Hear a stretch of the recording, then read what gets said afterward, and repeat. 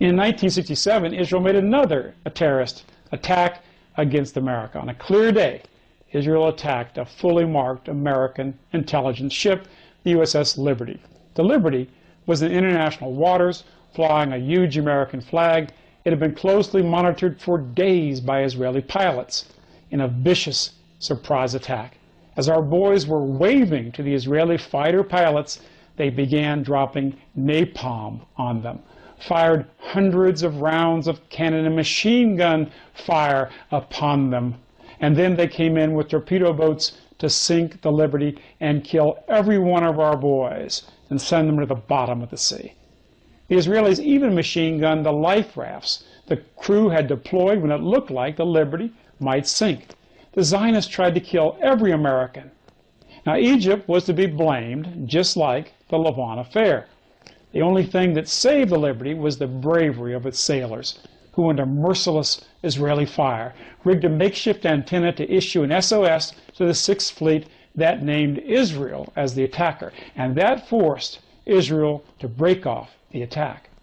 The Liberty sustained hundreds of hits from cannon and high-caliber fire, napalm bombs, and a horrific torpedo hit.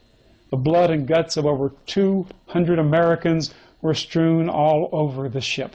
34 of them lay dead or dying. Over 171 Americans were in agony, many with crippling and disfiguring wounds, and many suffering from horrible burns from the napalm.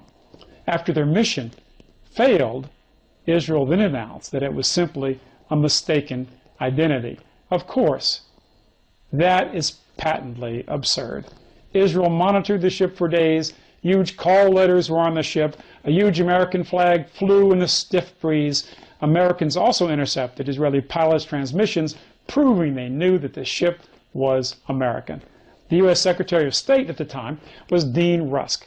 In response to the mistake story, he said the evidence was clear that Israel deliberately attacked us. Quote, "We refused to accept their explanations. I didn't believe them then, and I don't believe them to this day. The attack was outrageous."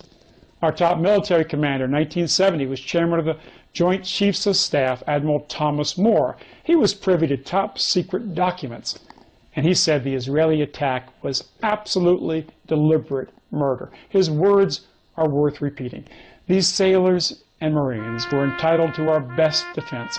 We gave them no defense."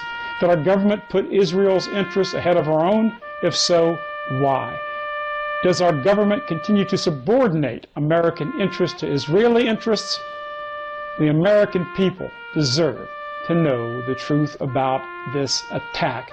It is a duty we owe not only to the brave men of the USS Liberty, but to every man and woman who is asked to wear the uniform of the United States. The Jewish lobby prevented any full-scale congressional investigation in the attack on the Liberty. The captain won America's highest honor, the Congressional Medal of Honor, for his incredible bravery. But instead of being awarded